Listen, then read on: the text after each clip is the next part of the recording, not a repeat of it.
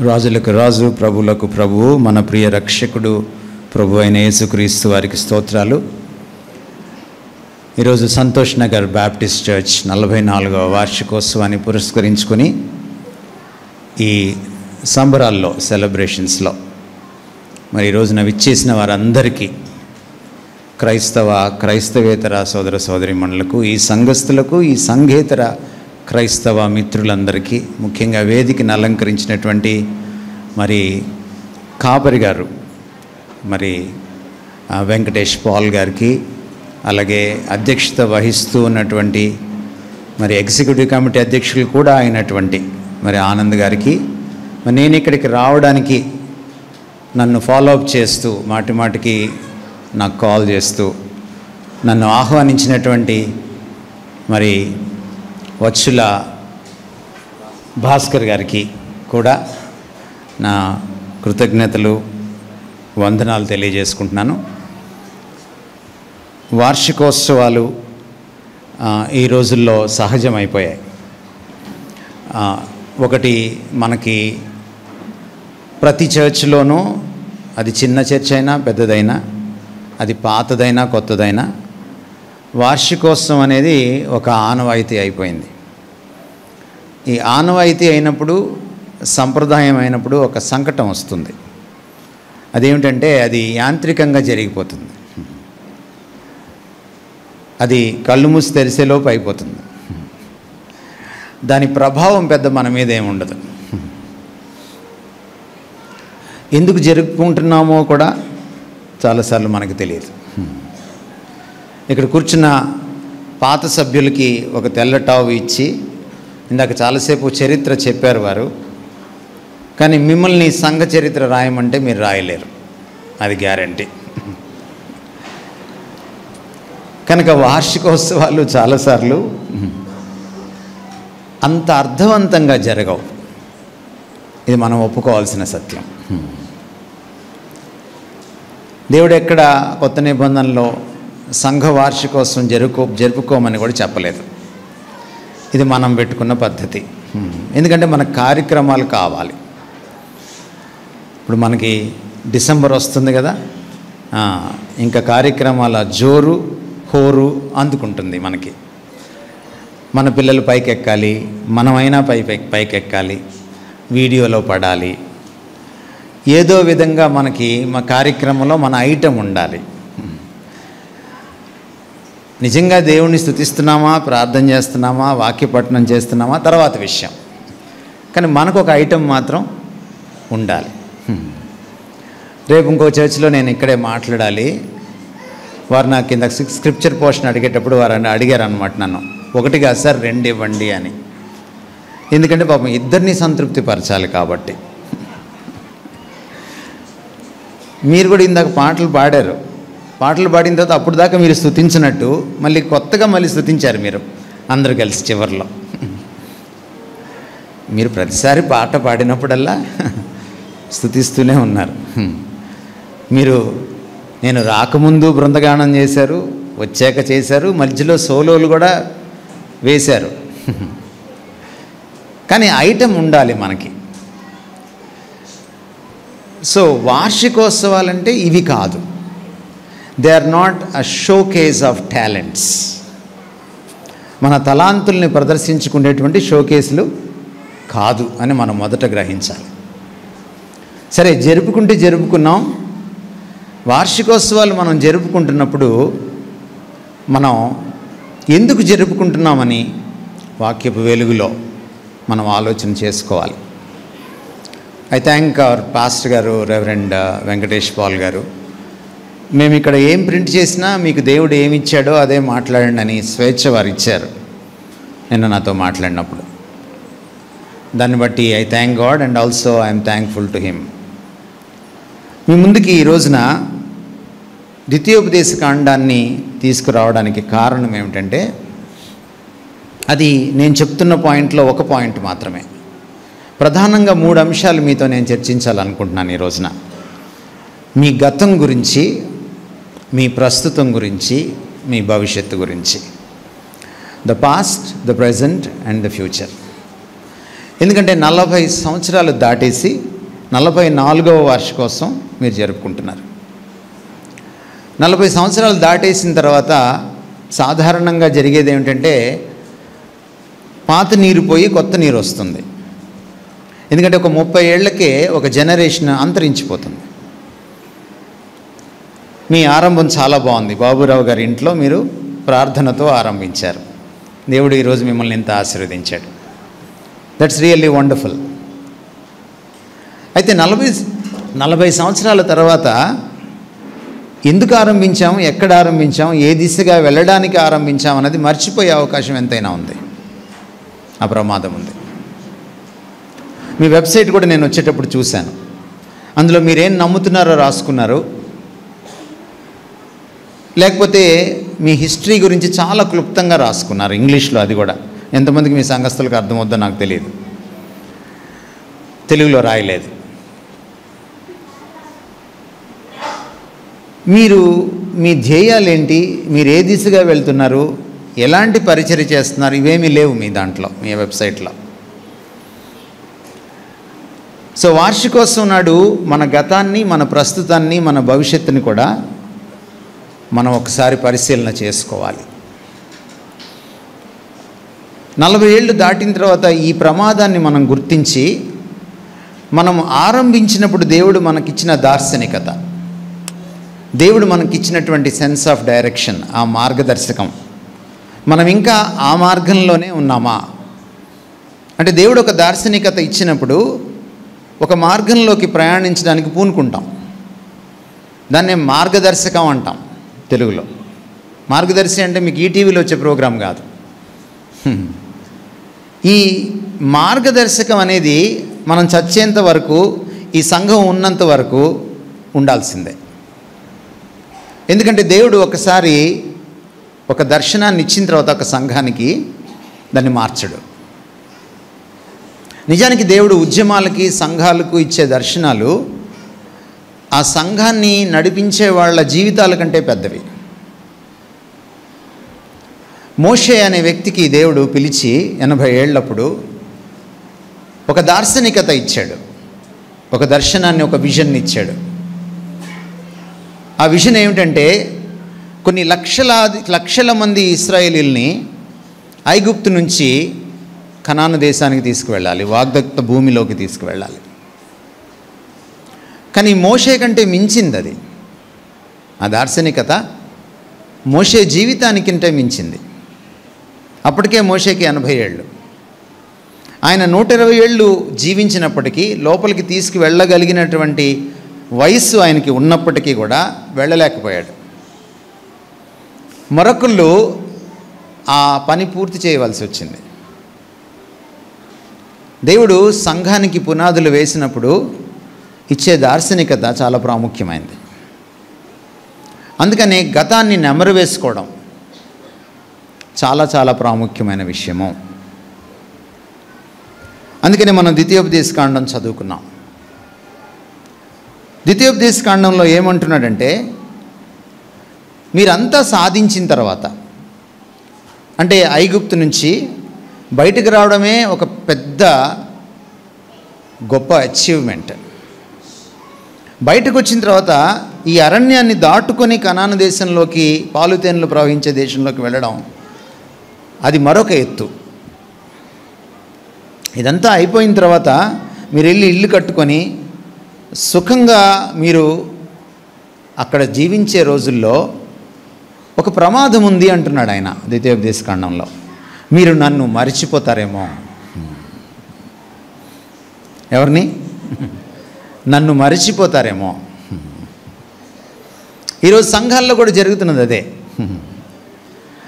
మన గర్వం ప్రభువులో కాదు, మన గర్వం మన అచీవ్మెంట్స్లో. చాలాసార్లు వాక్యంలో చాలా స్పష్టంగా ఉంది, అతిశయించువాడు ప్రభువునందే అతిశయించవలను. కానీ చాలాసార్లు ప్రభువు తప్ప అనేకమైన విషయాల్లో మనం అతిశయిస్తూ ఉంటాం. ముఖ్యంగా స్టేజ్ పైన, పుల్పిట్ పైన, సంఘంలో. నేను కొన్నేళ్ల క్రితం ఇదే హైదరాబాద్లో ఒక పెద్ద చర్చికి వెళ్ళాను. హైదరాబాద్లోనే చాలా పెద్ద సంఘాల్లో ఒకటి అది. వాళ్ళకు కూడా 50 ఏళ్ళు దాటేసినాయి, 60కి దగ్గర పడుతున్నారు. వార్షికోత్సవంలో మాట్లాడమన్నారు. నేను వచ్చిన తర్వాత 2 గంటలు ముందు కార్యక్రమం జరిగింది. ఈ రోజులాగే 7:30 మీకంటే ముందే వచ్చాను. ఈరోజు 8 దాటేసింది, 7:30కే వచ్చాను. 9:30కి ఇచ్చారు నాకు. ఈ 2 గంటలు ఏం జరిగినాయి అంటే, మీరైనా కాస్త పాటలు పాడారు. వాళ్ళు పాటల కంటే కూడా వాళ్ళు పాస్టర్ గారిని పొగిడారు. కనీసం ఒక 15 మంది ప్రసంగాలు చేశారు, ఒక్కళ్ళు కూడా క్రీస్తు మీద మాట్లాడలేదు. అందరూ పాస్టర్ గారిని పొగిడారు. నాకు మైక్ ఇచ్చాక నేను ఇది తప్పు అని తగిడాను. ఈ పొగడ్త తప్పు అని తగిడాను అన్నమాట. తగడం అంటే మీకు తెలుసు కదా, తిట్టాను అన్నమాట. అందుకని నా ప్రసంగం తప్ప మిగిలిందంతా కార్యక్రమం వాళ్ళు యూట్యూబ్లో పెట్టారు. మీరు కూడా ఈరోజు కట్ చేస్తారేమో నాకు తెలియదు. కట్ చేసినా పర్వాలేదు. ఎందుకంటే మనం ప్రభువుని మర్చిపోతాం. కనీసం అక్కడున్న పెద్ద ఆయన లేచి, మీరెందుకు నన్ను పొగుడుతున్నారు? నన్ను కాదు కదా పొగడవలసింది, నేను కాదు కదా. పేతురు యోహాన్లు ఆ ఊచ చేయగలవాడిని స్వస్థపరిచిన తర్వాత పేతురు యోహాన్ని వాళ్ళు తేరి చూస్తూ ఉంటే, మమ్మల్ని ఎందుకు చూస్తున్నారు? మా దగ్గర ఏదో మహిమ ఉన్నట్టు, మీరు సిలువ వేసిన క్రీస్తే ఇతన్ని స్వస్థపరిచాడని తమకు వస్తున్న మహిమను వాళ్ళు తిరస్కరించి మళ్ళీ క్రీస్తుకు ఆపాదించిన పరిస్థితి మనం చూస్తాం అపోస్తల కార్యాల్లో. నాటి అపోస్తలులకి నేటి పాస్టర్లకి తేడా అదే. నాటి అపోస్తలులకి నేటి పెద్దలకు తేడా అదే. అదే దేవుడు వార్నింగ్ ఇస్తున్నాడు. 44వ సంవత్సరంలో మీకు మళ్ళీ వార్నింగ్ ఇస్తున్నాడు ఆయన, నన్ను మర్చిపోతారేమో. ఎందుకంటే మీకు అన్నీ ఉన్నాయి. ఈ రోజున మీరు సంతోష్ నగర్లో సంతోషంగా ఉన్నారు. సంతోషం ఎక్కువైపోతే, సంతృప్తి ఎక్కువైపోతే ప్రభువుని మర్చిపోయే అవకాశం ఎంతైనా ఉంది. అందుకనే మొట్టమొదటి విషయం ఏంటంటే, reflecting on the past with a deep sense of gratitude and humility. Gratitude అంటే కృతజ్ఞత, హ్యూమిలిటీ అంటే వినమ్రత. కృతజ్ఞత ఎక్కడ లోపిస్తుందో అక్కడ చేసిన మేలును మర్చిపోవడం జరుగుతుంది. మనం చెప్తాం ప్రార్థన అయిపోయిన తర్వాత, నా ప్రాణమా యెహోవాను సన్నిధించుము, ఆయన చేసిన ఉపకారంలో దేనిని మరువకము అని చెప్పి మర్చిపోయేది ఎవరు? మనమే. మనం అబద్ధాలు బాగా ఆడేది ఎక్కడంటే పాటల్లో, ప్రార్థనలో. దుర్మార్గులం మనం. ప్రభువుని చాలాసార్లు నొప్పిస్తుంటాం మనం. అంచేత ఈరోజు మనము మన గతాన్ని తలపోసుకుంటున్నప్పుడు మనకు కలుగవలసినటువంటి 2 భావనలు ఏంటంటే, కృతజ్ఞతా భావన, వినమ్రతా భావన. ఎందుకంటే మనం ఏం సాధించినా అది మనది కాదు, అది ఆయనది. లూకా సువార్తలో యేసుక్రీస్తు వారు ఈ మాట చెప్పారు. శిష్యుల్ని పంపించాడు పరిచర్యకు. వాళ్ళు ఏదో సాధించి వచ్చారు, దయ్యాలను వెళ్ళగొట్టారు, అద్భుతాలు చేశారు, చాలా చంకలు గుద్దుకుంటూ వచ్చారు వాళ్ళు. అప్పుడు ఆయన ఏమన్నాడంటే, మీరు ఎగిరిపడద్దు, ఎగిసిపడద్దు. మీరు సాధించి వచ్చిన తర్వాత మీరు అనుకోవాల్సింది ఏమిటంటే, మేము నిష్ప్రయోజకులమైన దాసులమని మీరు అనుకోవాలి మీ గురించి అన్నాడు ఆయన.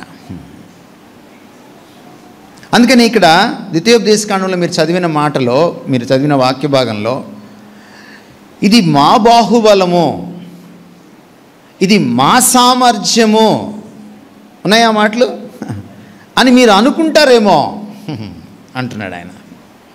ఎన్నిసార్లు అనుకోలేదు సార్ మనం? ఇది మా బాహుబలము. అప్పుడప్పుడు మనం పరిచయం చేసేటప్పుడు కూడా, మనం పెద్దల్ని పక్కన వాళ్ళకి, ఆ పెద్దల్ని ఈ పక్కన వాళ్ళకి మనం పరిచయం చేసేటప్పుడు మనం పొగుడుతాం కాసేపు. ఇందాక నేను వారికి చెప్పాను శాల్వ కప్పద్దు అని, అయినా వెనక నుంచి కప్పేశారు. ఎందుకు ఈ సంప్రదాయం వచ్చిందో నాకు తెలియదు. ఎందుకు దైవజనులను ఎందుకు సన్మానించాలి?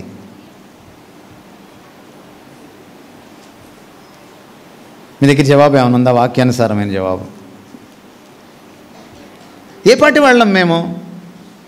మేము మీలాంటి వాళ్ళమే. ప్రభువు తప్ప ఘనత పొందడానికి మాకెవరికీ అర్హత లేదు. మనం లోకాన్ని తెచ్చి ఇక్కడ పెట్టుకున్నాం. సరే, బాధపడతారేమోనని నేను వెళ్ళిన ప్రతి చోట బొకే మాత్రం ఇవ్వండి అంటున్నాను. అది నాకు ఇష్టం లేదు. అంటే అది వాళ్ళకి ఇష్టం లేదు. మళ్ళీ కుర్చీ వేస్తున్నారు, పాపం అందరూ పెద్దవాళ్ళు నిలబడుతున్నారు. నేనేం వయసులో మీకంటే చిన్నవాడిని, నేను ఎలా కూర్చుండేది? అవసరం లేదంటున్నాను ఈ సంప్రదాయాలు. మనం మారుమనసు పొందాలి ఈ విషయాల్లో, పెద్దలమైనా సరే. ఎందుకంటే ఇది మనది కాదు, ఇది ఆయన ఘనత. మాకు కాదు, యెహోవా.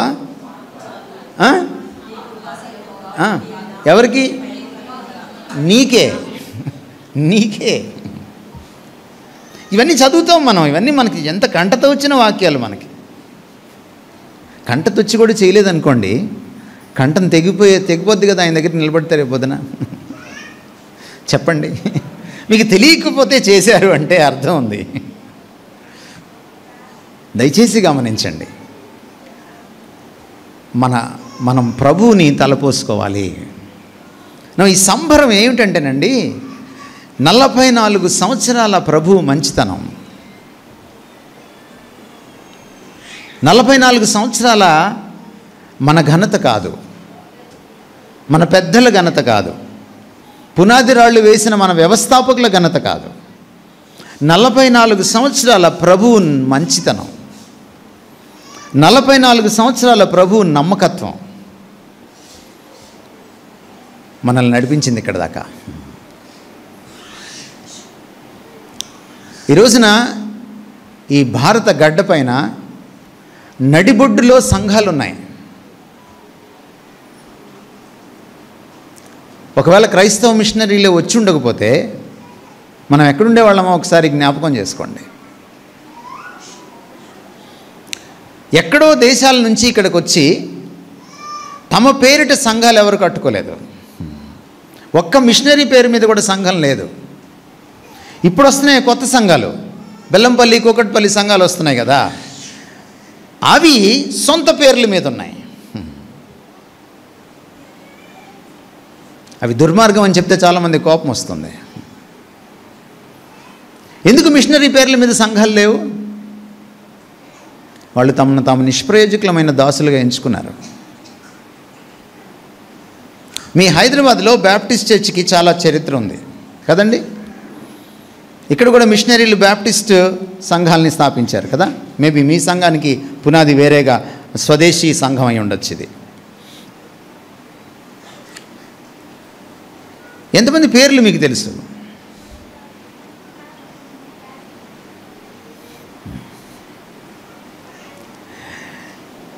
ఇది మీ పాపం కాదు. మీ పేర్లు తెలియకపోవడం వల్ల, వాళ్ళ పేర్లు మీకు తెలియకపోవడం మీ తప్పు, మీ పాపం కాదు, వాళ్ళ గొప్పతనం. ఎందుకంటే వాళ్ళు ఎప్పుడు దండోరా వేసుకోలేదు, ఏనాడో వేసుకోలేదు దండోరా. వాళ్ళ ముఖ చిత్రాలు ఎప్పుడైనా చూసారా? తెలీదు మీకు. ఇదిగోండి, నేను వస్తే నా ముఖ చిత్రం వేశారు అక్కడ. కానీ మిషనరీలు ఎప్పుడు వేసుకోలేదు.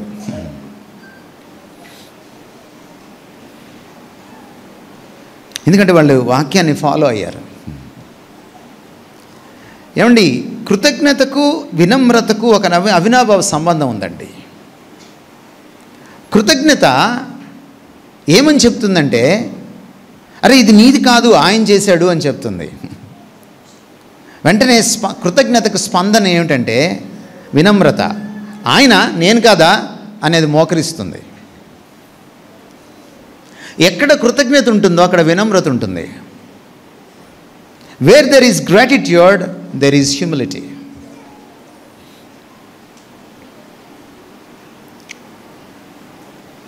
గత వైభవం కాలర్ ఎగరేసుకోవడానికి కాదు,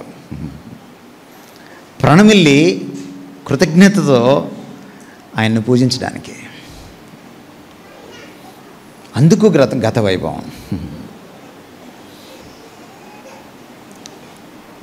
ఈ 44 సంవత్సరాల్లో మనం ఎన్నో తప్పులు చేసి ఉంటాం. ఈ 44 సంవత్సరాల్లో ఎన్నో అనైక్యతా విషయాలు జరిగి ఉంటాయి.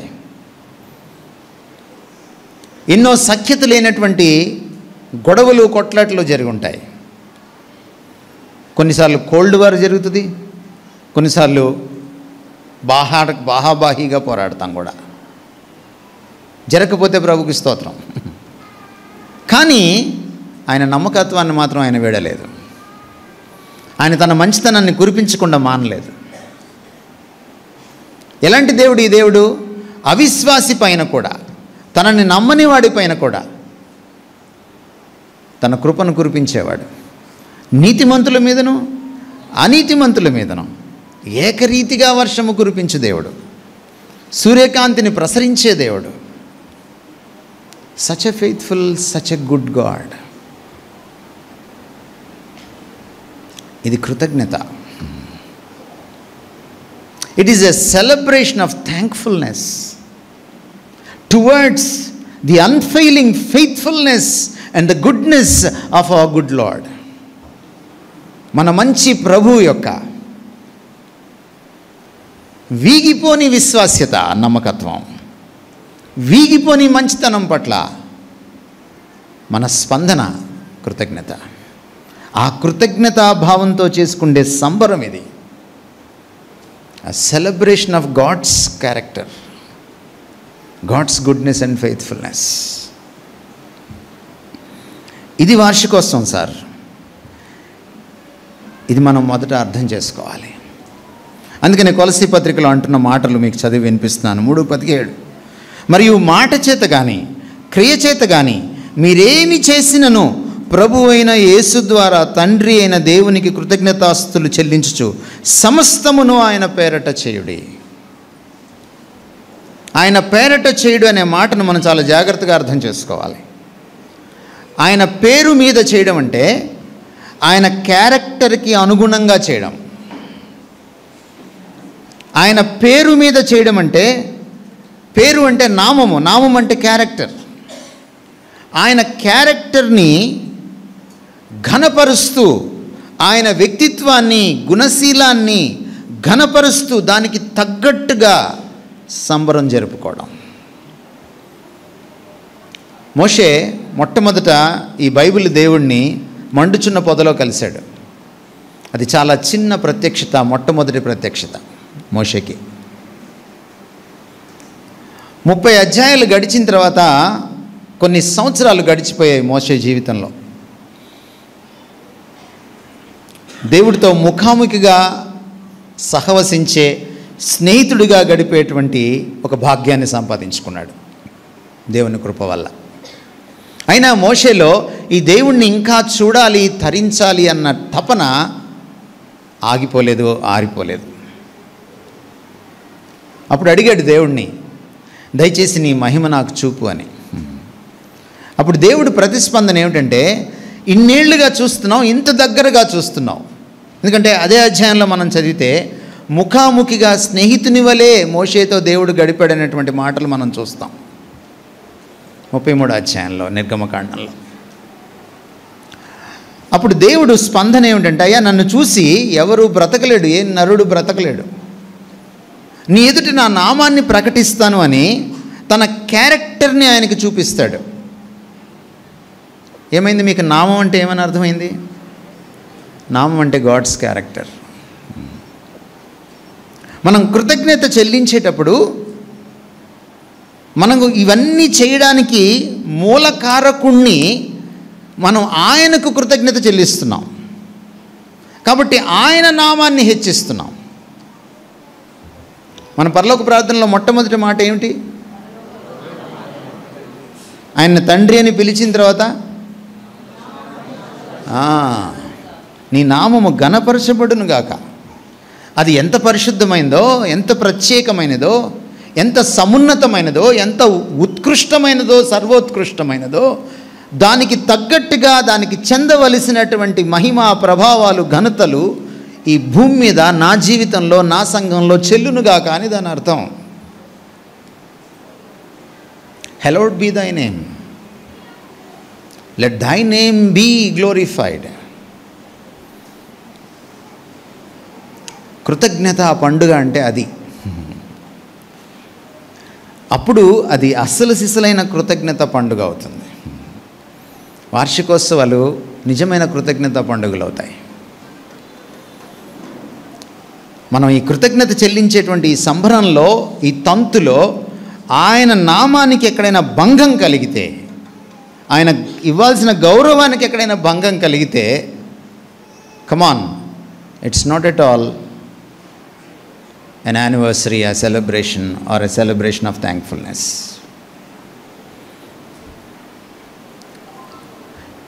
ఇది ఒక యాటిట్యూడ్ అండి. ఈ కృతజ్ఞత అనేది ఇట్స్ అన్ యాటిట్యూడ్. అంటే మన వైఖరి ఇది. ప్రభువు పట్ల మన వైఖరి. మనము వైఖరి అంటే మనం చూసే విధానం, మనం ప్రవర్తించేటువంటి మనం స్పందించేటువంటి తీరు, దీన్ని వైఖరి అంటాం. ఇది ప్రభు పట్ల మాత్రమే కాదు వైఖరి, మనల్ని మనం చూసుకుండే వైఖరి, మన సంఘ వైభవాన్ని మనం చూస్తుండేటువంటి దాన్ని మనం లెక్కించే వైఖరి, యాటిట్యూడ్. అందుకనే గ్రాటిట్యూడ్ ఈజ్ అన్ యాటిట్యూడ్ అన్నారు. ప్రభువుని మనం చూసే దృష్టి, ఆయన పట్ల మన వైఖరి సరిగా ఉంటే మనల్ని మనం చూసుకునేటువంటి వైఖరి కూడా సరిగా ఉంటుంది. మన సంఘ వైభవాన్ని మనం చూసి అతిశయించే వైఖరి కూడా సరిగా ఉంటుంది. మనం ఎప్పుడైతే అసలాయన్ని మర్చిపోతామో మనల్ని మనం చాలా గొప్పగా చూసుకుంటాం. ఒకడు తనను ఎంచుకొనవలసిన దానికంటే ఎక్కువగా ఎంచుకోవద్దని రోమాపత్రిక 12:3లో రాయబడింది. మన కొన్నిసార్లు సంఘాన్ని కూడా మనం హైలైట్ చేస్తాం.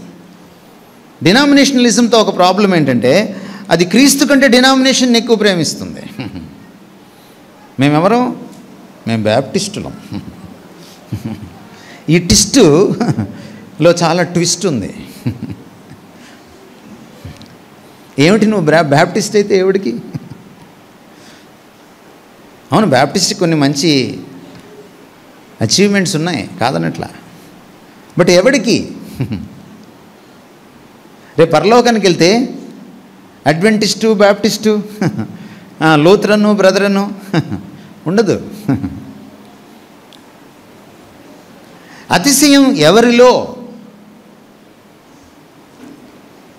నిజమైన కృతజ్ఞతా భావన ఉన్న చోట మనం ఎగిసిపడం. వినమ్రత ఖచ్చితంగా ఉంటుంది. వినమ్రత ఉన్నప్పుడు ఒక భాగ్యం ఏమిటంటే, ఒక బ్లెస్సింగ్ ఏమిటంటే, నేను చేయగలను అని అనుకుంటుంది అహంకారం, గర్వం. వినమ్రత ఏమనుకుంటుందంటే, ప్రభువా నాకు చేత కాదు అంటుంది. వినమ్రత ఆయన చేతిలో ఒదిగిపోతుంది. వినమ్రత ప్రభువా నాకు చేత కాదు, నువ్వు నన్ను వాడుకో అంటుంది. ఈ దేశానికి వచ్చి, ఈ దేశంలో మనకే కాకుండా భారతదేశం అంతటికి కూడా ఒక ఆశీర్వచనంగా మారిపోయినటువంటి డాక్టర్ విలియం కేరీ అనే బ్యాప్టిస్ట్ మిషనరీ ఈ మాట అన్నాడు, expect great things from God. ఎప్పుడు? When you attempt great things for God. కానీ ఆయన ఎప్పుడు గర్వించలా. విలియం కేరీ చేసిన అన్ని పనులు ఇంతవరకు ఒక పాస్టర్ గారే కాదు, ఒక ఐఏఎస్ ఆఫీసరే కాదు, ఒక ప్రైమ్ మినిస్టర్ కూడా చేయలేదు ఇంతవరకు భారతదేశంలో. Not even a prime minister in the whole history of the free India. స్వతంత్ర భారతంలో ఒక్క రాజకీయ నాయకుడు కూడా సాధించలేదు విలియం కేరీ సాధించినంత. ఒక్క రాష్ట్రపతి, ఒక ప్రధానమంత్రి కూడా సాధించలేదు. చాలా గట్టిగా చెప్పగలను నేను ఈ మాట. బట్ ఆయన ఎప్పుడు గర్వించలేదు. ఆయన ఇదంతా ఎందుకు చేయగలిగాడంటే, ఒక వ్యక్తి 40 భాషలు నేర్చుకోవడం సామాన్యమైన విషయమా? ఒక వ్యక్తి వల్ల ఈ దేశంలో సతీసాగమనం, బాల్య వివాహాలు, లేకపోతే అమ్మాయిలు చదువుకోవడం, లేకపోతే చిన్నపిల్లల్ని నదీ దేవతకు బలి ఇవ్వడం ఆగిపోవడం, ఇవన్నిటినీ కూడా నిషేధించడం సామాన్యమైన విషయమా? కాదు. ఇంకా చెప్పాల్సినవి చాలా ఉన్నాయి. బట్ ఆయనకి వినమ్రత ఎలా వచ్చిందంటే, ఇది నాది కాదు అనుకున్నాడు ఆయన. ఇది నా సామర్థ్యం కాదు, నేను నిష్ప్రయోజకునైన దాసుని అనుకున్నాడు. ఆయన ప్రభువు చేతుల్లో ఒదిగిపోయాడు కనుకనే ఆయన ఇన్ని సాధించగలిగాడు. ఏం సాధించామని మనం ఈ 44 సంవత్సరాల్లో మనం అతిశయిస్తాం. If one pastor can do such great things, what can one church in 44 years can do? 44 సంవత్సరాల్లో ఒక సంఘం ఎంత చేయాలి? ఒక్క పాస్టర్ గారు అంత చేయగలిగితే.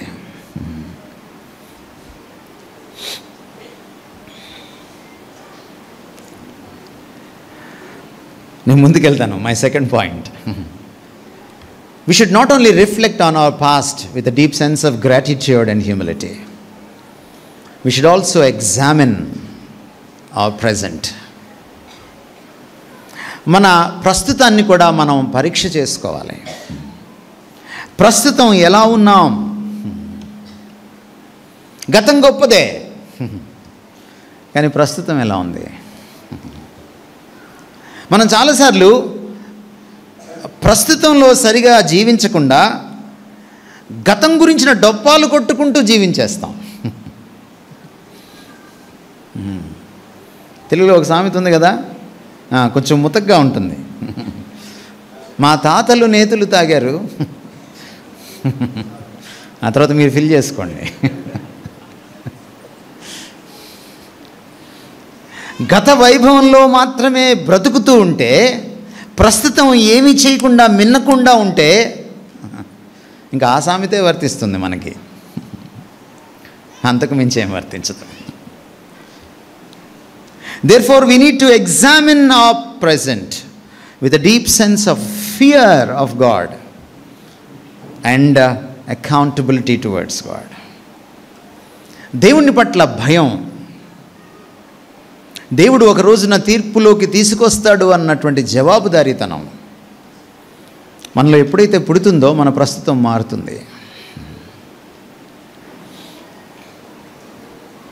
మా చర్చి గొప్ప అని చెప్పేటప్పుడు ఆ గొప్పకు తగ్గట్టుగా నేనున్నానా అని ప్రశ్న వేసుకోవాలి. అదేదో చెప్తారు కదా, పేరైనా మార్చుకో బతుకైనా మార్చుకో అన్నట్టు.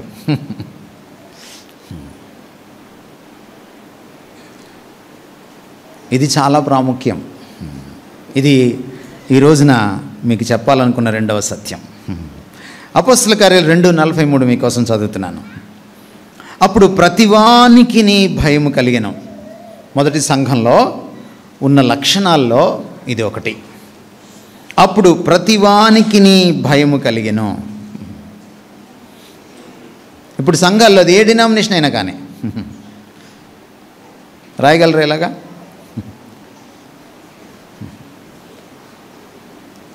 ఇప్పుడు రాయాలంటే దీన్ని తిరగ రాయాలి. ఇప్పుడు ఎవనికి భయము లేదు. చర్చిలో ఫేస్బుక్ చూసేవాళ్ళు ఎంతమంది ఉంటారు సార్ ఆదివారం? చర్చిలో యూట్యూబ్ చూసేవాళ్ళు ఎంతమంది సార్? చర్చిలో వాట్సాప్ మెసేజ్లు ఇచ్చుకునే వాళ్ళు ఎంతమంది సార్? కూర్చొని చర్చిలో కూర్చొని.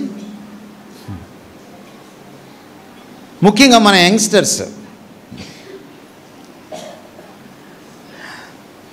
ముఖ్యంగా చర్చ్లో ప్రముఖుల పిల్లలు ఎక్కడుంటారు? వాళ్ళు సంఘారాధన జరిగేటప్పుడు. మీ యూత్ ఎక్కడున్నారు ఇప్పుడు రైట్ నౌ? ఇది అయిన తర్వాత వస్తారు వాళ్ళు. భోజనాలు ఉన్నాయా? ఉన్నాయా సార్? అవి లేకపోతే వార్షికోత్సవం ఎలాగవుతుందిలే.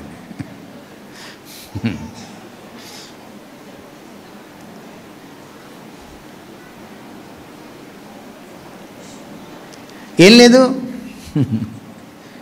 ఏంటి మన లోపం? ఏంటి? భయం లేదు మనకి. మన దేశం చాలా పెద్దది. మనకు ఇంకో తెలుగు రాష్ట్రం ఉంది పక్కనే, మొన్న విడిపోయాం. అక్కడ గోదావరి అని ఒకటి ఉంది. అక్కడ క్రైస్తవం ఎక్కువ, పాస్టర్లు కూడా ఎక్కువ, సంఘాలు కూడా ఎక్కువ. అక్కడ ఉన్నటువంటి కొన్ని ఆనవాయితీలు అనాలో, మరి వాటిని ఏమనాలో, చాలా దురాచారాలు అనాలో నాకు తెలియదు. కానీ ప్రసంగం జరుగుతుంటుంది, వాక్య పరిచర్య జరుగుతూ ఉంటుంది. మధ్యలో ఎవరో రాజకీయ నాయకులు వస్తారు, రాగానే వాక్య పరిచర్య ఆపేస్తారు. సంఘం అంతా లేచి నిలబడుతుంది అయ్యగారు రాగానే, ఎవరు రాజకీయ నాయకులు రాగానే. ఆయన మంత్రి అవ్వక్కర్లా, ముఖ్యమంత్రి అవ్వక్కర్లా, ఒక చోటా నాయకుడు అయితే చాలు.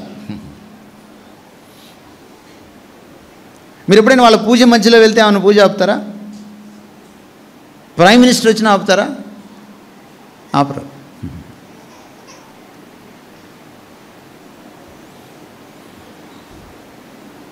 మొన్న ఎవరో నన్ను పిలిచారు, ఎమ్మెల్యేలు ఎంపీలు అందరూ వస్తున్నారు సార్, మినిస్టర్లు వస్తున్నారు, మీరు రావాలని. సరే, నేను డేట్ ఇవ్వలేదు అనుకోండి, అది వేరే విషయం. ఎందుకు వీళ్ళందరినీ పిలుస్తున్నాం మనం క్రిస్మస్లకి? వాళ్ళని పోగొట్టడానికా, లేకపోతే మన గొప్ప అక్కడ చూపించుకోవడానికా? పోనీ వాక్యం చెప్పేదాకా వాళ్ళు ఉంటారంటే వాళ్ళు ఉండరు. నీ దేవుడికి నువ్వే గౌరవం ఇవ్వకపోతే బయటోడు ఎందుకు ఇస్తాడు? ఈరోజు ఈ బైబిల్ దేవుడు అత్యంత చులకన ఎవరికంటే క్రైస్తవులకే. ఎంత శోచనీయం ఇది!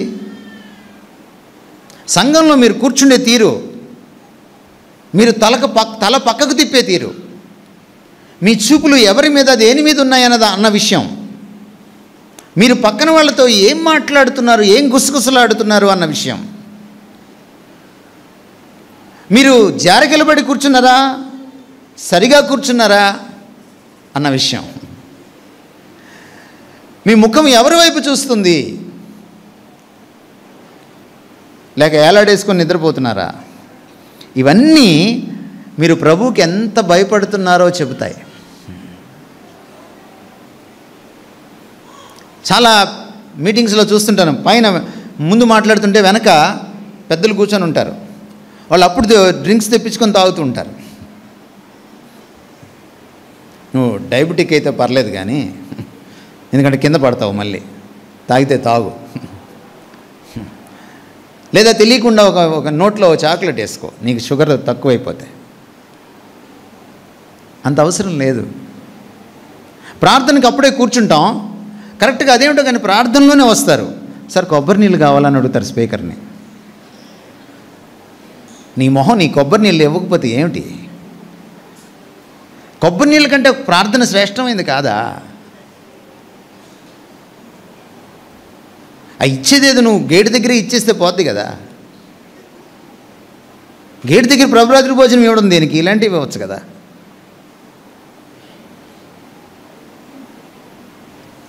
భయం లేదండి ఈ రోజున.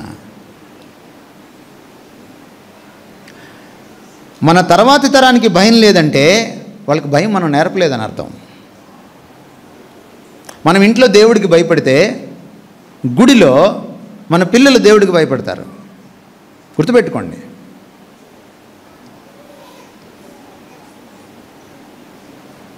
దేవుడికి ఎప్పుడు భయపడతాం? దేవుడికి ఎప్పుడు భయపడతాం సార్? దేవుడు ఎవరో తెలిసినప్పుడు. మనకి ఏ దేవుడు తెలుసంటే, సినిమాల్లో చూస్తుంటాం మనం యేసుప్రభుని, ఆయన స్లో మోషన్లో తిరుగుతూ ఉంటాడు విజయ్ చంద్రలాగా. మనకి యేసుప్రభు అనగానే కరుణామయుడు, దయామయుడు, మాట పెగలదు, చాలా చిన్నగా మాట్లాడతాడు. మీకు తెలియదు ఈయన చాలా డైనమిక్ అని, ఈయన చాలా అరవీర భయంకరుడు అని మీకు తెలియదు. ఈ అరవీర భయంకరుడి చేతిలో, జీవం గల దేవుని చేతిలో పడుట బహుభయంకరం అని రాయబడిందని మీరు మర్చిపోయారు. బహుశా మీరు ఎప్పుడు చదివి ఉండరు. పాపులు కాదు ఈయన దగ్గరికి వెళ్ళలేకపోవడం, పాపంలో పడని దూతలు కూడా ఈయన్ని సమీపించలేని పరిశుద్ధుడైన. పరిశుద్ధమైన దూతలు, పాపమెరుగని దూతలు, సమీపింపలేని పరిశుద్ధతలో ఉన్నటువంటి, సమీపింపరాని తేజస్సులో వసించేవాడైన. Do you ever mind this God?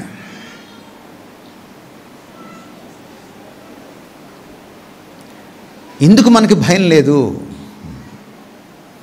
మనకి ఎంతకాడికి ఏం తెలుసు అంటే ఈ దేవుడి గురించి, పాపుల్ని క్షమిస్తాడు, తప్పుల్ని క్షమిస్తాడు, ఆయన రక్తంతో కడుగుతాడు, ఆ గుళ్ళోకి వెళ్ళి కాసేపు ఏడిస్తే చాలు. అట్లా అనుకోకండి. ద్వితీయోపదేశకాండం మళ్ళీ మీకు నేను చదివి వినిపిస్తాను. మీరు చదివారు కదా ఇందాక 8వ అధ్యాయం లాస్ట్ మాటలో ఒకసారి చూస్తారా? నీ ఎదుట నుండకుండా యెహోవా నశింపచేయుచున్న జనములు వినకపోయినట్టు మీ దేవుడైన యెహోవా మాట మీరు వినకపోయిన ఎడల మీరును వారి వల్లనే నశించెదరు. అరణ్యంలో పాముల్ని పంపించాడు నశింపచేయడానికి. మన ఈ మధ్య కరోనా పంపించాడు నశింపచేయడానికి. ఆయన మారని దేవుడు. కరోనా పంపించిన తర్వాత కూడా వినలేదా? అంతకు మించిన కరోనా పంపిస్తాడు. ఎప్పుడు లేచిపోతావో తెలీదు. Take this word, it is true. Corona రాగానే దైవజనులు వాట్సాప్లో పెట్టేశారు, ఏ తెగులు నీ గుడారం సమీపించదని. దైవజనులనే తేపేసింది అది. అబద్ధాలు చెప్పకండి. ఈయన పక్షపాతం లేని దేవుడు.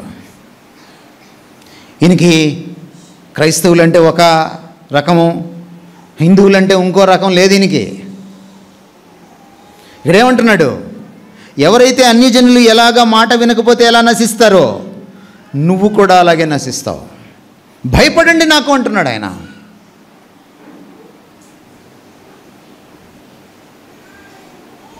ఎప్పుడైతే ఆయనకు భయపడడం నేర్చుకుంటామో ఇదిగో అకౌంటబిలిటీ, జవాబుదారీతనం వస్తుంది. ఒక ఆయన దేవుని భయాన్ని అద్భుతంగా వర్ణించాడు. The fear of the Lord is the awareness, a continual awareness of the holy and righteous presence of God. దేవుని సన్నిధి గురించిన, ఆయన పరిశుద్ధ నీతిగల సన్నిధి గురించిన నిరంతర ఎరుకయే భయం అంటే, దేవుని భయం అంటే. ఇక్కడ లోపలికి వచ్చి మీరు కూర్చున్నారు, చెప్పులు విప్పారు, బాగుంది. ఆ చెప్పులు విప్పిన ఆ గౌరవం ఉంటుందే, ఆ గౌరవం వెళ్ళేదాకా మీలో ఉండాలి, మీ మనసులో ఉండాలి, మీ బాడీలో కనపడాలి, మీ కళ్ళల్లో కనపడాలి, మీ మాటల్లో కనపడాలి. అక్కడ చెప్పులు విప్పితే సరిపోదు.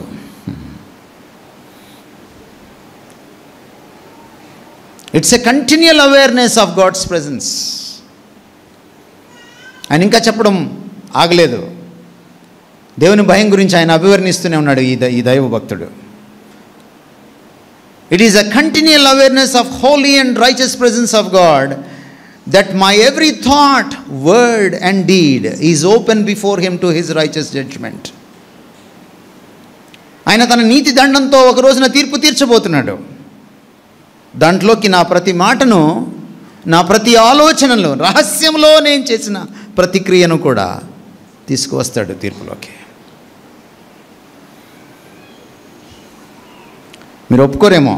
2 కొరింథీ 5:10 నేను చెప్తున్న మాటలకు వాక్యాధారం ఉంది. ఎందుకనగా తాను జరిగించిన క్రియల చొప్పున అవి మంచివైనను సరే చెడ్డవైనను సరే దేహముతో జరిగించిన వాటి వాటి ఫలమును ప్రతివాడును పొందినట్లు మనమందరమును, ఎవరికి రాస్తున్నాడు ఈ మాటలు? విశ్వాసులకు రాస్తున్నాడు. మనమందరమును, అన్యులు కాదు, క్రీస్తు న్యాయపీఠము ఎదుట ప్రత్యక్షము కావలేను.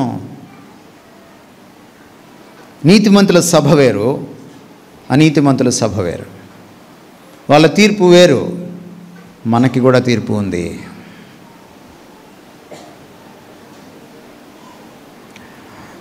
మీరు చదవండి సొలొమోను రాసినటువంటి మాటలు. సొలొమోను విపరీతంగా ఇష్టారాజ్యంగా జీవించిన తర్వాత, బుద్ధి వచ్చిన తర్వాత ప్రసంగి గ్రంథం రాస్తూ చివరి ఈ మాటలు రాశాడు. మీరు మీ ఇష్టం వచ్చింది చేయండి, మీ హృదయం వాంఛించిందల్లా చేయండి, మీ కళ్ళు ఆశించినవి అంతా మీరు చేయండి, అనుభవించండి. కానీ ఒకటి గుర్తుపెట్టుకోండి, ఒక రోజున మీరు తీర్పులోకి వస్తారు. సంఘంలో మనం ప్రవర్తించే తీరు 44 సంవత్సరాల తర్వాత నువ్వు పాట పాడినా అదొక కృతజ్ఞతార్పణ కావాలి. కృతజ్ఞతార్పణల పండుగ అని ఒకరోజు ఉండదు సంవత్సరానికి.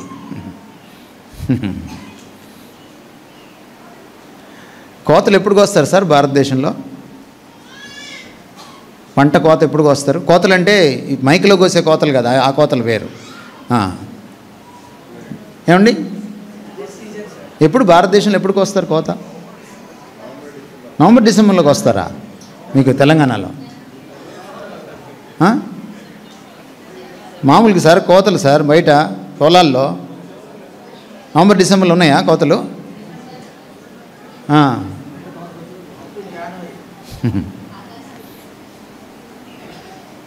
ఆ కోత నుంచి తెచ్చుకుంటున్నారు ఇక్కడికి ఏమన్నా? అవి పాత రోజులు సార్. పాత రోజులు పంట పండించుకునేవాళ్ళు, కోత కోసుకునేవాళ్ళు, ఆ కోతని చర్చికి తెచ్చి ఇచ్చేవాళ్ళు. ఇప్పుడు ఎక్కడున్నాయి కోతలు? మనం యూట్యూబ్లో కోతలు కోయడం తప్పించి ఇప్పుడు ఏమున్నాయి ఇంకా కోతలు? ఏం లేవు కదా. ఇప్పుడు మీరందరూ శాలరీ ఎవ్రీ మంత్ వస్తుంది మీకు. ఎవ్రీ మంత్ మీరు ప్రథమ ఫలం ఇవ్వాలి. సంవత్సరానికి ఒకసారి కాదు. మీరు ఇక్కడికి వచ్చి పాట పాడినా, వాక్యం చదివినా, ప్రార్థన చేసినా, మీరు ఏం చేసినా ఎలా ఉండాలి? తండ్రి అయిన దేవునికి కృతజ్ఞత చెల్లించినట్టు ఉండాలి. It should be an offering. ఆయన సన్నిధిలో, ఆయన భయంలో, ఆయన గౌరవార్థం, ఆయన నామ మహిమార్థం, ఆయన నామానికి ఎంత ఘనత ఉందో అంత ఘనతను ఆపాదిస్తూ, మీరు తగ్గుతూ ఆయన్ను హెచ్చిస్తూ మీరు చేయవలసింది ఇదే. How is your present? మీ ప్రస్తుతం ఎలా ఉంది? మీ ప్రస్తుతంలో ఈ జవాబుదారీతనం, దేవుని పట్ల ఈ భయం మీలో ఉందా? ఒకవేళ లేకపోతే మీరు గతం నుంచి ఏం నేర్చుకోలేదని అర్థం. డప్పా కొట్టుకోవడం తప్పించి ఇంకేమీ నేర్చుకోలేదని అర్థం. మీ పితరులు ఎలా జీవించారు? మీ పెద్దవారు ఎలా జీవించారు? మీకు ముందున్న మిషనరీలు ఎలా జీవించారు? అవి మనం పుణికిపుచ్చుకోకపోతే మన గతం వైభవం చెప్పుకొని లాభమేం లేదు. మన గత వైభవం మన ప్రస్తుతాన్ని సరిదిద్దాలి. మన గత వైభవపు వెలుగులో ఆ ప్రమాణాలను మన ప్రస్తుతంలో మనం నిలబెట్టాలి. ఆ ప్రమాణాలకు ప్రస్తుతంలో పెద్దపీట వేయకపోతే గత వైభవానికి అర్థం లేదు.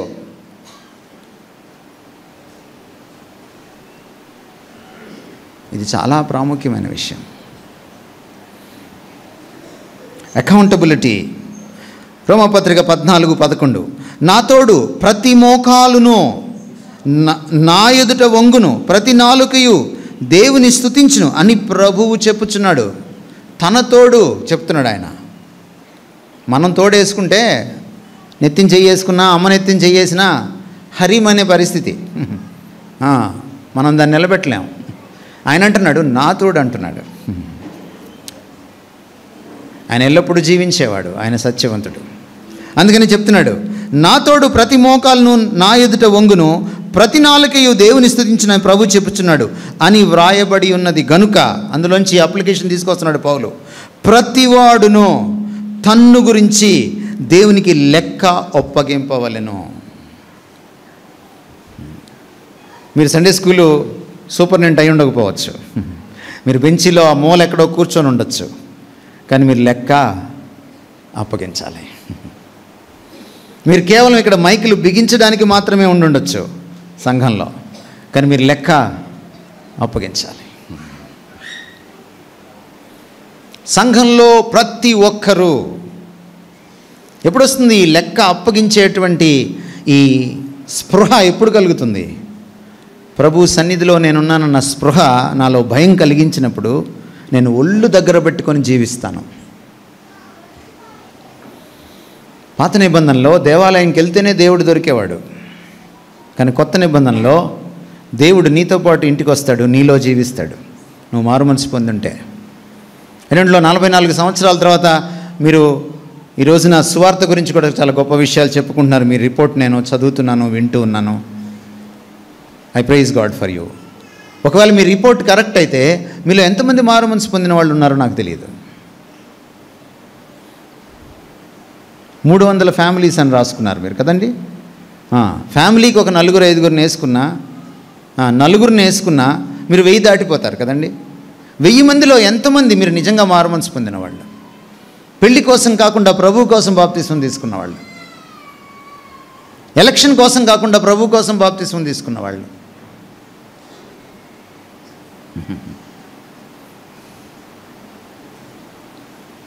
మీ విజ్ఞతకు, మీ ఆత్మ పరీక్షకు, ఆత్మవిమర్శకు వదిలిపెట్టేస్తున్నాను నేను. ఒకడు క్రొత్తగా జన్మించితేనే కానీ పరలోక రాజ్యాన్ని చూడలేడు. ఒకవేళ ఇక్కడ కూర్చున్న పెద్దలు, ఇక్కడ కూర్చున్న తల్లిదండ్రులు, youth directors, Sunday school superintendents, teachers, కొత్త జనరేషన్ అందులోకి నడిపించకపోతే మీరు దేవునికి లెక్క చెప్పాలి. అందుకని ఈ మాటలు కూడా చదవనివ్వండి నన్ను. హెబ్రీ 13:17 నాయకులతో కూడా మాట్లాడుతున్నాడు. మీ పైని నాయకులుగా ఉన్నవారు లెక్క ఒప్పచెప్పవలసిన వారి వలె మీ ఆత్మలను కాయుచున్నారు.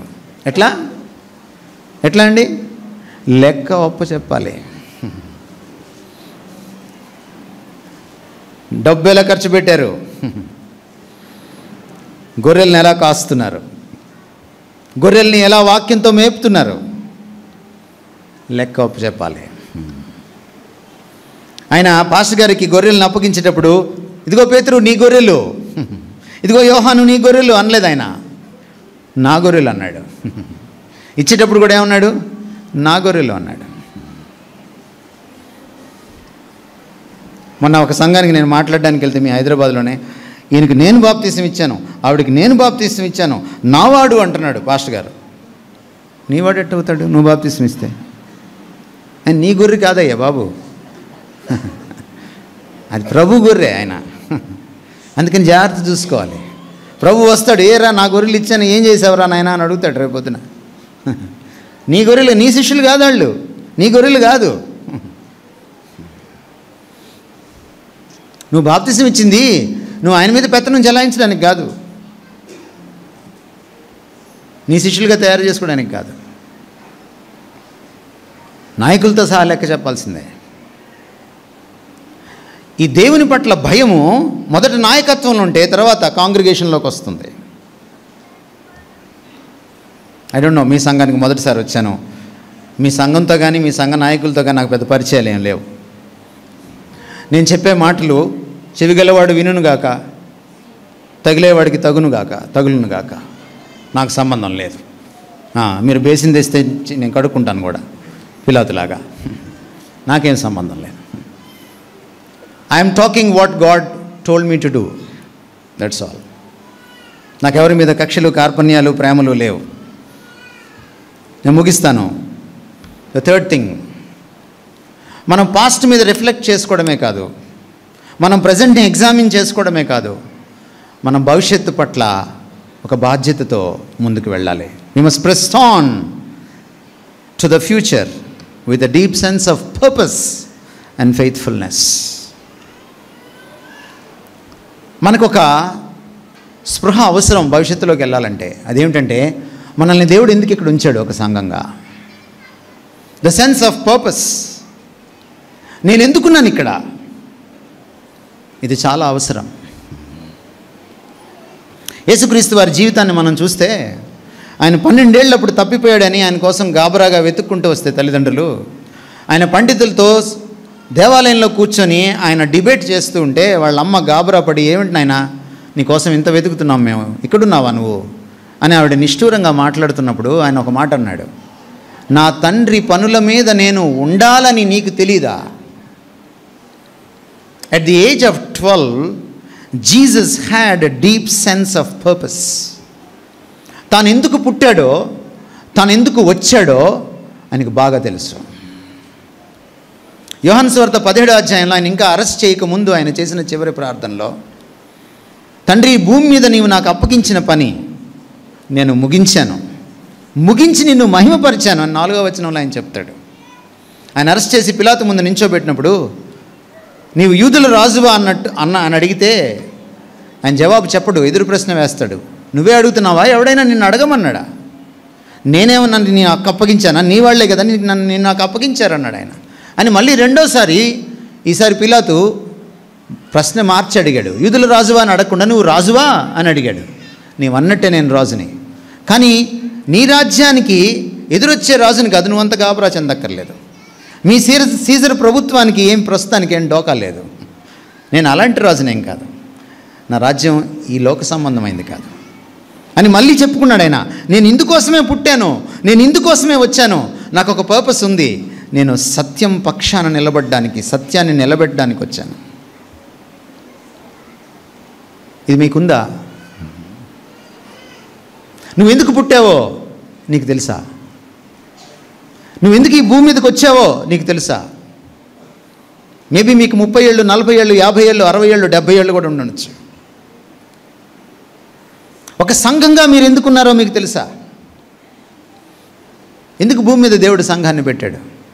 మనం బాప్తిస్మం పొందగానే అలా మునిగి అలా పైకి వచ్చేలోపు పోయామనుకోండి, ఎంత బాగుంటుంది. ఎవరు మునగరిక పోతామని. పాస్టర్ గారికి బాప్తిస్మం ఇచ్చే భాగ్యం దొరకదు. కానీ అలా మునిగి అలా తేలేలోపే పోతే మనం ఏ బాధరబందీ ఉండదు, ఏ శోధనలు పాపాలు ఉండవు, పవిత్రంగా వెళ్ళిపోతాం మనం. కానీ మనల్ని ఎందుకు ఉంచాడు ఇక్కడ?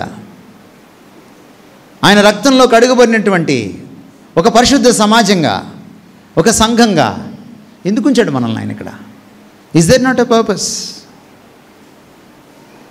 ఆయన 1 పేతురు 2:9 చెప్తున్నాడు, మీరు నన్ను చూపించాలి లోకానికి. చీకటి నుంచి ఆశ్చర్యకరమైన తన వెలుగులోకి మిమ్మల్ని పిలుచుకున్నాడు ఆయన. ఎందుకు పిలుచుకున్నాడు? ఇక్కడ మనం ఏ కారు కొనుక్కున్నాం? ఇంకొస్తుందిగా డిసెంబరు. మీరు రారు, నగలు నడిచి వస్తాయి. మనం ఏం పట్టు చీర కొన్నాం? మన అబ్బాయిని ఎక్కడ చేర్పించాం? ఎప్పుడు అమెరికా పోతాడు? ఈరోజు పెళ్లి చేసుకోవడానికి ఒక వేదిక చర్చి, ఈరోజు పెళ్లి చూపులకు ఒక వేదిక చర్చి. చర్చికి రా, చూపిస్తా అమ్మాయిని. చర్చికి రా, అబ్బాయిని చూపిస్తా. ఈరోజు పోతే ఒక బరియల్ గ్రౌండ్ కావాలి కాబట్టి చర్చి. నేను సత్యాలే మాట్లాడుతున్నాను, అందుకోసం కాదు church. Church is not for you. You are the church. You are for the world, for the sake of God. This is your purpose. నీ కోసం సంఘం లేదు, నువ్వే సంఘం. లోకం కోసం సంఘం. మీరు లోకమునకు ఉప్పు, మీరు లోకమునకు వెలుగు. మీరు లోకమనే చీకటి నుంచి నేను తెచ్చుకున్నాను లోపలికి మిమ్మల్ని, నా వెలుగులోకి. ఎందుకంటే నా వెలుగుని మీరు అక్కడ ప్రదర్శిస్తారని, మీరు లోకానికి చూపిస్తారని, నా గుణాతిశయాల్ని మీరు ప్రచారం చేస్తారని. For this the church exists. 44 years. Have you represented Christ enough? Have you represented Christ as you ought to represent him? ఆయన్ను చూపించాల్సిన రీతిలో తమరు ఆయన్ని చూపించారా ఈ లోకానికి? ఈ చుట్టుపక్కలంతా అన్యులు ఉన్నారు, ఇతర మత విశ్వాసులు ఉన్నారు. మీరేమాత్రం చూపించారు వాళ్ళకి మీ ప్రేమను, మీ పవిత్రతను? ఒకవేళ చూపించకపోతే, మీ ఉనికి అన్యలోకానికి తెలియకపోతే, what for you are here? ఎందుకు ఇక్కడ మీరున్నారు? ఇక్కడ నాకు చాలా ఇన్ని స్క్వేర్ యార్డ్స్ స్థలం దొరికిందని మీరు గర్విస్తున్నారా? ఇక్కడ ఇంతమంది కూర్చోవడానికి నాకు 2 అంతస్తులు ఉన్నాయని మీరు గర్విస్తున్నారా? No no no, you should not be. ఉప్పును చూడండి, ఉప్పు మీరు పప్పులో కలపండి, పచ్చడిలో కలపండి, కూరలో కలపండి, అది మీకు కనపడదు, మీ కంటికి కనపడదు, అది మమేకమైపోతుంది. కానీ మీరు చేతిలో వేసి నాకండి ఒక చుక్క, ఫస్ట్ తెలిసేది ఏంటంటే ఉప్పే. యేసుప్రభు చెప్పారు, నేను లోకంలోనికి వీరిని పంపుచున్నాను, నువ్వు నన్ను లోకంలోకి పంపినట్టు. వీరు లోక సంబంధులు కారు, కానీ లోకంలోకి పంపుచున్నాను. ఎంతమంది చుట్టుపక్కల వాళ్ళతో మీరు మాట్లాడుంటారు చెప్పులు వేసుకొని వెళ్ళిపోయేటప్పుడు? ఎన్నిసార్లు చుట్టుపక్కల వాళ్ళని మీరు లోపలికి పిలిచి భోజనం పెట్టుంటారు మనసారా, ప్రేమపూర్వకంగా? ఎప్పుడైనా ఒక ఆత్మీయ సమ్మేళనం ఈ చుట్టుపక్కల వాళ్ళతో మీరు చేశారా? ఏది మీ క్రైస్తవ ప్రేమ? What for 44 years sir? మీరు మీరు మీరు విందు చేసుకోవడానికా? మీరే కేక్ కట్ చేసుకొని, మీరే ముఖానికి పూసుకొని, మీరే నోట్లో తినిపించుకొని, is that selfish or Christ or Lord? ఆయన శిలువలో చనిపోయినప్పుడు మీకోసం నా కోసమే చనిపోయాడా? నీళ్ళ కోసం కూడా చనిపోయాడా? అందరి కోసం చనిపోయాడు. ఆయన మన పాపముల నిమిత్తమే కాదు, లోకమంతటి పాపము నిమిత్తము శాంతికరమై ఉన్నాడు, ప్రాయశ్చిత్తమై ఉన్నాడు. 1 యోహాను పత్రిక 2:2లో రాయబడిన మాటలు ఇవి. మనం ఆయన చూపించాలి. మనం లోకంతో మమేకం అవ్వాలి, కానీ మనం లోకంలో కలిసిపోకూడదు. మన లోకస్తులతో కలిసిమెలిసి తిరగాలి, కానీ మనం లోకంలో కలిసిపోకూడదు. ఉప్పు మమేకం అవుతుంది, కానీ దాని ఉనికిని చాటుతుంది. ఉప్పు ఏం చేస్తుంది సార్? చెడిపోకుండా కాపాడుతుంది. పాత రోజుల్లో రెఫ్రిజిరేటర్స్ లేనప్పుడు ఏం చేసేవాళ్ళు? ఉప్పు దట్టించి ఎండబెట్టి డబ్బాలో వేసుకొని తర్వాత తినేవాళ్ళు వండుకొని. ఉప్పు ఏం చేస్తుంది? చెడిపోకుండా కాపాడుతుంది. చుట్టూ ఉన్న సమాజం చెడిపోకుండా కాపాడేది ఏమిటి? It is the church. వెలుగేం చేస్తుంది? దారి చూపిస్తుంది. లోకానికి దారి చూపించాల్సింది ఏమిటి? It is the church. ఎప్పుడు సాధ్యమవుతుంది ఇది? నిజమైన వెలుగైన ఆయనకు మనం హత్తుకొని ఉన్నప్పుడు, ఆయన వెలుగులో మనం జీవించినప్పుడు, ఆయన గుణాతిశయాలను మనం ప్రచురం చేయగలుగుతాం.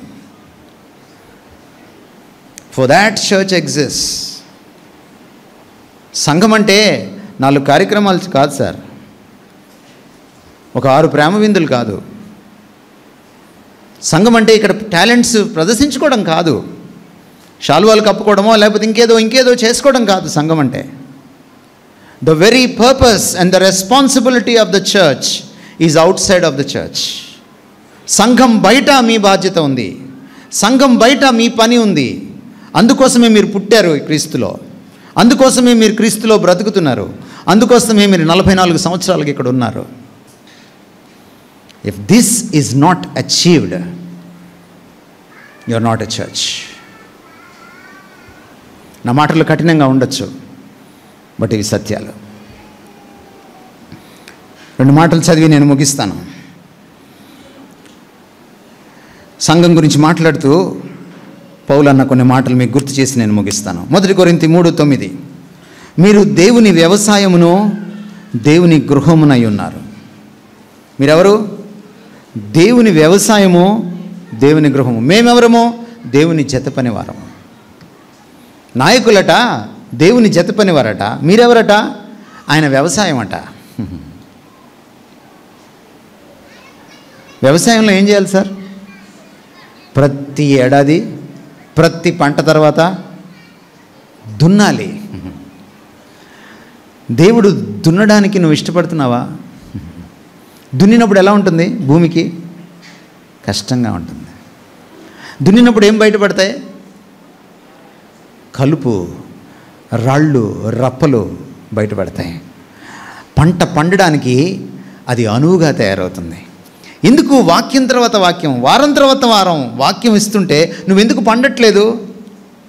దేవుడు దున్నడానికి నువ్వు ఆయనకు అప్పగించుకోవట్లేదు.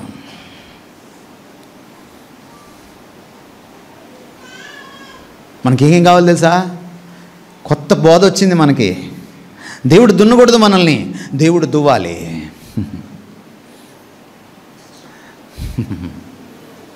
అంతా దువ్వుడే ఇప్పుడంతా. రండి మా చర్చికి, మీకు అన్ని ఆశీర్వాదాలు. మీరు ఇక్కడికి వస్తే స్వస్థతలు, మీరు ఇక్కడికి వస్తే అప్పులు పోతాయి, మీరు ఇక్కడికి వస్తే డబ్బులు వస్తాయి, మీరు ఇక్కడికి వస్తే పిల్లలు పుడతారు. ఇక ఇస్తున్నాడుగా ఒక ఆయన పండిచ్చి 12 బిడ్డ పుడతాడని. దేవుడిని దున్నమని ఎప్పుడైనా అడిగారా? దేవుడు మిమ్మల్ని దున్నితే, మనల్ని దున్నితే మనం పండుతాం. మనం పంట పండుతాం ఆయన కోసం. ఆయన అంటున్నాడు, మీరు దేవుని గృహము. గృహంలో ఎలా ఉండాలో కూడా చెప్తున్నాడు. 1 కొరింథీ 4:2. మరియు గృహ నిర్వాహకుల్లో ప్రతివాడును నమ్మకమైన వాడై ఉండవలను. ఉండుట అవశ్యము, అలా ఉండి తీరాలంతే. నమ్మకత్వం అంటే ఏంటి సార్? దేవుడు ఎందుకు తమరిని ఇక్కడ పెట్టారో దానికి తగ్గట్టుగా జీవించడమే, ప్రవర్తించడమే, పరిచర్య చేయడమే నమ్మకత్వం. మన ఇష్టానుసారంగా ఉండడానికి కోసం కాదు. ప్రభువా, నన్ను ఎందుకు పెట్టావు సంతోష్ నగర్ బ్యాప్టిస్ట్ చర్చ్లో? నేనేం చేయాలి? నా పాత్ర ఏమిటి? నువ్వు నా దగ్గర నుంచి ఏం ఆశిస్తున్నావు ప్రభువా? నన్నేం చేయమంటావు? గుర్రం మీద నుంచి కింద పడిన తర్వాత, బుద్ధి వచ్చిన తర్వాత సౌలు ఏమన్నాడు? నన్ను ఏం చేయాలని నువ్వు కోరుతున్నావయ్యా? అప్పుడు దాకా తన ఇష్టారాజ్యంగా చేశాడు. అదే సేవ అనుకున్నాడు. గుర్రం మీద నుంచి కింద పడిన తర్వాత ఆ దమస్కు మార్గంలో అడుగుతున్నాడు, నన్ను ఏం చేయమంటావు? చెప్తావా? What is your role in the church? Maybe ఇక్కడ చాలా సీనియర్ మెంబర్స్ ఉండొచ్చు. You should ask the Lord. గృహ నిర్వాహకుడి గురించి ఇంకో మాట కూడా ఆయన అంటున్నాడు. 4:10 1 పేతురు పత్రిక. దేవుని నానా విధమైన కృప విషయం మంచి గృహ నిర్వాహకులై ఉండి ఒక్కొక్కడు కృపావరం పొందిన కొలది ఒకరికొకడు ఉపచారము చేయుడి. Are you a blessing to your fellow member in the church? నేను ఇందాక బయట వాళ్ళ గురించి అడిగాను మిమ్మల్ని. వాళ్ళకి మీరు బ్లెస్సింగ్ అని అడిగాను. బయట వాళ్ళ దాకా వద్దు. అమ్మగారు, మీరు 2వ వరుసలో 3వ వరుసలో కూర్చున్నారు. ఆ వెనక వరుసలో అమ్మగారి పేరు మీకు తెలుసా అండి? మీరు ఎప్పుడు వచ్చినా మీ వదిన పక్కనే కూర్చుంటారు. మీకు ఎందుకు తెలుస్తుందండి? మీరు ఎప్పుడు వచ్చినా మీ ఆడపడుచు పక్కనే కూర్చుంటారు. మీకు ఎందుకు తెలుస్తుందండి? ఎప్పుడైనా మీరు పీఠం మార్చారా? మీరు మార్చరు. ఎందుకంటే ముందున్న బెంచీలు మీవి, మీకు పక్కన వాళ్ళు పట్టరు. సంఘం అని ఎప్పుడు అంటారు సార్ మిమ్మల్ని? లింగలింగం అంటే మీరు ఒక్కళ్ళే వచ్చి ముందు కూర్చుంటే అవుతారా? మీ సంఘం అవుతారా? అందరు కలిస్తేనే కదా సంఘం. తెలుగు డిక్షనరీ ఒకసారి ఓపెన్ చేసి చూసుకోండి, సంఘం అంటే ఏమిటో. ఆనాడు 3000 పైచిలుకు ఉంటే సంఘంలో 3000 పైచిలుకు అందరికీ అందరి పేర్లు తెలుసు. ఎవరికి ఏం అక్కరుందో తెలుసు. తీసిచ్చారు. ఒకటి చొక్కా లేకపోతే పై చొక్కా తీసిచ్చేశాడు.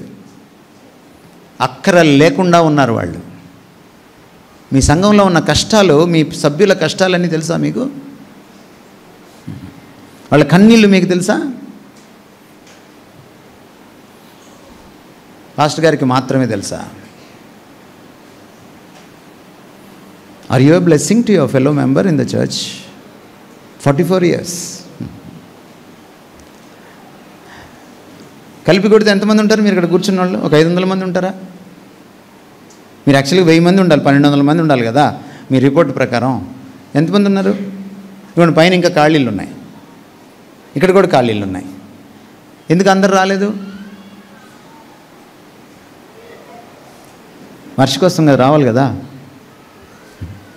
When you are a blessing to your fellow believer, అంతా పాస్టర్ గారి చేతి మీద, అందరు పెద్ద చేతి మీద నడవదు సంఘం.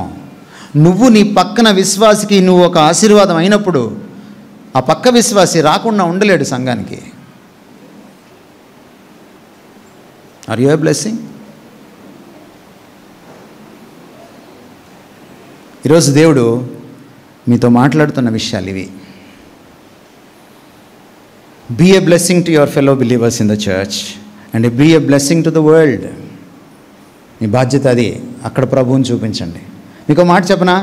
మీరు చూపించకపోతే ఈ ప్రభువుని లోకం అపార్థం చేసుకుంటుంది. మీరు సరిగా చూపించకపోయినా అపార్థం చేసుకుంటుంది. మీరు అస్సలు చూపించకపోయినా వాళ్ళకి ప్రభు ఎవరో తెలియదు. ప్రభువుని గురించినటువంటి సరి అయినటువంటి అవగాహన లోకానికి కల్పించడం మీ బాధ్యత. మారుమనసు అంటే ఏంటో తెలుసా? నిత్యజీవం అంటే ఏంటో తెలుసా? ఆయన చెప్పాడు యోహాను సువార్తలో, ప్రభువుని ఎరగడమే నిత్యజీవం. అద్వితీయ దేవుడైన నిన్నును నీవు పంపిన కుమారుడైన యేసుక్రీస్తును ఎరుగుటయే నిత్యజీవం. లోకము యేసుక్రీస్తుని ఎలా ఎరుగుతుంది? ఆ ఎరుకలోకి తీసుకురావాల్సింది తమరే. It is your responsibility, it is your purpose as a church to show forth who Christ is. మీరు ఒకసారి ఆయన ఔన్నత్యాన్ని, ఆయన ఉత్కృష్టతను, ఆయన విశిష్టతను, ఆయన ప్రత్యేకతను, ఆయన ఎంత ప్రేమమూర్తో, ఆయన ఎంత పరిశుద్ధుడో లోకానికి మీరు చూపించి చూడండి. లోకం ఆకర్షించబడకపోతే అడగండి. The problem is not with Christ అండి. The problem is with me, with you, with us. May the Lord bless this word in your midst. మీరు తలలో వంచితే ఒక చిన్న ప్రార్థన చేస్తాను. మా ప్రేమ కలిగిన తండ్రి, నీ వాక్యాన్ని విశాలమైన మనసుతో, నిష్పక్షపాతంగా, తగ్గింపుతో, వినయంతో, వినమ్రతతో, పశ్చాత్తాప హృదయంతో, సరిదిద్దుకుండేటువంటి నాయన విరిగి నలిగిన హృదయంతో తీసుకోవడానికి మాకు కృపను అనుగ్రహించండి. నీ వాక్యం మమ్మల్ని సరిదిద్దుతుందని, స్వస్థపరుస్తుందని, తెప్పరిల్ల చేస్తుందని, బ్రతికిస్తుందని ఇందాక సోదరి ప్రార్థన చేశారు పాస్టమ్ గారు. నిజమే ప్రభా, నీ వాక్యాన్ని మేము సరిగా తీసుకున్నప్పుడే ఇదంతా జరుగుతుంది. మమ్మల్ని తాకండి. ఈ వినికిడిలో కూర్చున్న వాళ్ళందరినీ నాతో సహా నీ వాక్యపు ప్రభావంతో మమ్మల్ని తాకండి. అది మా ప్రాణాత్మలను, మూలుగను, కీళ్లను విభజించినంత మట్టుకు దూరేంత వరకు నాయనా మమ్మల్ని తాకండి. మా హృదయపు తలంపుల్ని శోధించేంత వరకు మమ్మల్ని తాకండి. నీ వాక్య అధికారానికి, ప్రభావానికి, నీ ఆత్మ పరిచర్యకు వినికిడిలో ఉన్న వారందరినీ అప్పగించుకుంటూ యేసుక్రీస్తు వారి పేట వేడుకుంటున్నాము తండ్రి. ఆమేన్.